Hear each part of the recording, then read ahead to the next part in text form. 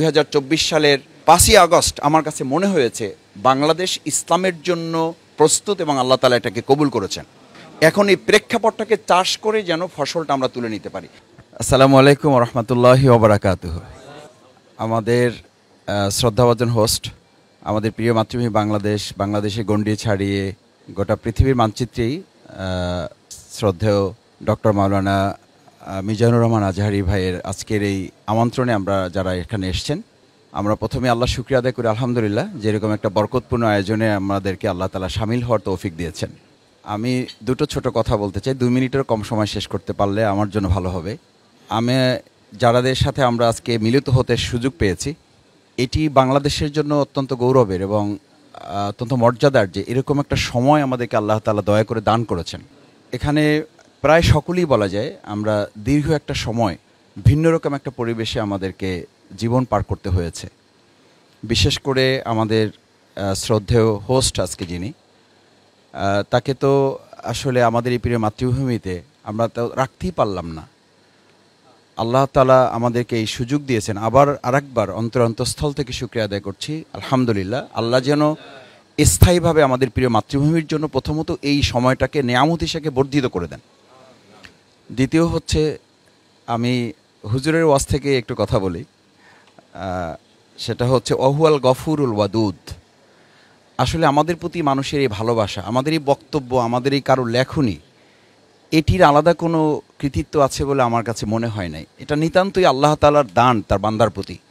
তিনি যখন তার কোনো বান্দাকে ভালোবাসেন, এই হাদিস আপনারাই বলেন, আপনাদের কাছ থেকে শুনেছি, আমিও মাদ্রাসায় যতটুকু পড়ার সুযোগ পেয়েছি, আল্লাহ তাআলা যখন কোনো বান্দাকে ভালোবাসেন তখন তিনি আরশে আজিমে এটাকে বলেন, এবং আরশে আজিমকে আসমানওয়ালাদেরকে বলেন এটা জমিনওয়ালাদের কাছে পৌঁছানোর জন্য। সুতরাং আমার যেন এটা মনে থাকে যে আল্লাহর দেয়া এই নেয়ামত আমি আল্লাহর দিনের জন্য যতটা ব্যবহার করব, আল্লাহ এটা তত বেশি সমৃদ্ধ করে দেবেন। লা ইন শাকারতুম লা আযীদান্নাকুম।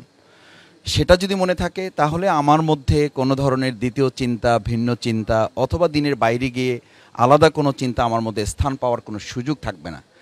শেষ কথা হচ্ছে, আমরা যারা আজকে এখানে একত্রিত হয়েছি, বাংলাদেশে ইসলামের দুটো কমপ্লিসিটি আছে। একটা কমপ্লিসিটি হচ্ছে ইসলাম যারা জানেন তারা, আমরা যারা প্রচার করি, আমরা ইসলামকে অ্যাড্রেস করার ক্ষেত্রে সাধারণ মানুষ যারা, তাদের মধ্যে অনেক ধরনের কমপ্লিসিটি আছে, যাদের কাছে পাবলিকলি ইসলাম অ্যাড্রেস করার জন্য আমাদের আরও বেশি গবেষণার সুযোগ আছে। এবং সেটা শ্রদ্ধেয় ডক্টর মাওলানা মিজানুর রহমান আজহারি ভাই, আমার বোধহয় তিনি আমাদের এখন শিক্ষক হিসেবে ভূমিকা পালন করছেন এবং আমাদের শেখারও সুযোগ আছে, আমরা শেখার চেষ্টা করছি। আমার 95 বছর বয়সের মা বাড়িতে আছেন, খুব ভালো কথা বুঝতে পারেন না, এই ইউটিউব ওপেন করলেই বলেন যে আমার ওই ছেলে একটা আছে না, আজহারি ছেলের ওয়াজটা একটু দাও। ওটা আমি ভালো বুঝি, আন্দোলনের উনি শপথের জনশক্তি এখনও, তো বলে যে আমার ওই ছেলেটার ওয়াজটা আমি ভালো বুঝি। তো এই যে ভালো বুঝেন, তার মানে উনি খুব শিক্ষিত না, 5 পাস করা একজন মা আমার। কিন্তু এই 5 পাস করা একজন মানুষ তার কথাটা বোঝে, তার মানে হচ্ছে ইসলামটাকে আমরা যেভাবে জটিল করছি এটাকে সহজ করার সুযোগ তো আছে। এবং আল্লাহ সুবহানাহু ওয়া তাআলা তো সেভাবেই বলেছেন যে ইসলামকে আমি তোমাদের সহজ করেছি, হাদিসেও একই কথা বলা আছে। তো এটা হচ্ছে আমার আবেদন আমাদের সকলের কাছে, যে আমরা সহজ করে সহজভাবে মানুষের কাছে এটাকে কীভাবে পৌঁছানো যায়। আল্লামা দেলোয়ার হোসেন সাঈদী রাহিমাহুল্লাহ, তার জন্য আমরা দোয়া করি আল্লাহ তাকে জান্নাতুল ফেরদৌস নসিব করুন। তিনিও এই ধারাটা তৈরি করে রেখে গেছেন, যার কারণে তিনি দল মতের ঊর্ধ্বে উঠে সবাই তার কথা শুনতে আসতেন। লাস্ট কথা হচ্ছে যে বাংলাদেশের এখনকার পার্সপেক্টিভটা আসলে হচ্ছে জেনারেশন টু জেনারেশন যে চেঞ্জ হচ্ছে, যেটা হুজুরের আমি শেষ কথায় এসে শুনতে পাচ্ছিলাম, জেনারেশনকে কভার করার জন্য আমাদের ইসলামাইজেশনটাকে মডার্ন টেকনোলজির সাথে যদি অ্যাডজাস্ট করার ক্ষেত্রে আমরা ইসলামকে আবার পিছনে ফেলে রাখি। আমি কোথাও দেখি যে মাদ্রাসায় ব্যানার টানানো আছে, আমি আজকেও প্রেস ক্লাবে একটু আগে কথা বলে এসেছি যে ইসলাম ও আধুনিকতার সমন্বয়। এই ল্যাঙ্গুয়েজগুলোর সাথে আমরা কেন পরিচিত হচ্ছি? আসলে আমাদের বরং অ্যাড্রেস করতে হবে ইসলামই তো শুধু আধুনিক না, আল্ট্রা মডার্ন, এবং এটার আধুনিকতার ধারে কাছেও এখন এদেশের গোটা পৃথিবীর আধুনিকতা মানে ওই দরজায় পাই রাখতে পারে নাই। তা আমরা এটা কেন বলছি? অথচ এইটাই কিন্তু মাদ্রাসায় আমরা শিখে আসছি, আমাদেরকে শেখানো হয়েছে। এখন ভালো ভালো মাদ্রাসা যারা তৈরি করছে যে আমরা বিজ্ঞান এবং ইসলাম শিখাচ্ছি, এটাও কিন্তু বলা হচ্ছে, অথচ ইসলাম হচ্ছে সবচেয়ে বড় বিজ্ঞান।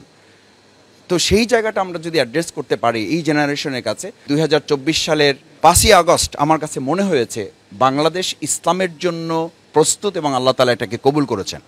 এখন এই প্রেক্ষাপটটাকে চাষ করে যেন ফসলটা আমরা তুলে নিতে পারি, সেই দায়িত্ব আমার সামনে যারা আছেন, আমার শ্রদ্ধেয় শিক্ষক উস্তাদ তুল্য, আমি অনুরোধ করব আমাদের সন্তানদের, আমাদের শিক্ষার্থীদের অর্জিত এই বাংলাদেশ আল্লাহ তাআলা দয়া করে দান করেছেন, ইসলামের জন্য উন্মুক্ত করেছেন, এটাকে এখন ফসল তুলে যেন আমরা ঘরে ঘরে পৌঁছে দিতে পারি, সেই প্রত্যাশা ব্যক্ত করে আমার কথা শেষ করছি। আসসালামু আলাইকুম রহমতুল্লাহ।